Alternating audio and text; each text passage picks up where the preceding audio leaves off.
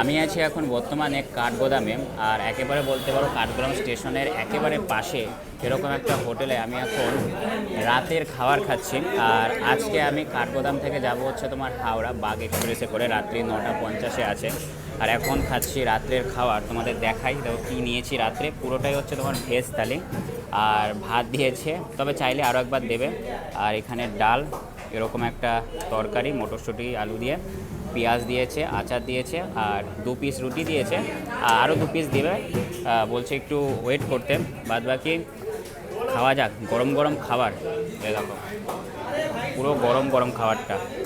আর এই হোটেলে আমি যেদিন হাওড়া থেকে কাঠগোদামে এসেছিলাম সেদিন খেয়েছিলাম। এই হোটেলের খাবার দাবার কিন্তু খুবই ভালো, বলতে পারো একেবারে কাঠগোদাম স্টেশনে একেবারে সামনে। তো চলো বেশি কথা না বলে খাওয়া যাক। ভালো, এর জন্যই তো এই হোটেলে আবার এসছি, খাবার দাবার ভালো বলে। তরকারি, ডাল, ভাত সব কিছুই গরম।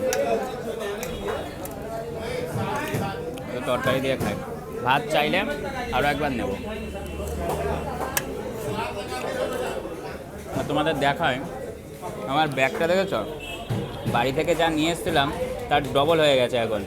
তার কারণ সে নৈনিতাল থেকে, ক্যাচিডাম থেকে তোমার একটা কম্বল কিনেছি, বাড়ির জন্য কিছু কিনেছি, যার জন্য আমার ব্যাগটা এখন ডবল হয়ে গেছে আর বেশ ভারীও হয়ে গেছে। যাই হোক, স্টেশনে একেবারে সামনে চলে এসেছে, একটু বয়ে টেনে নিয়ে গেলে আর কোনো সমস্যা হবে না।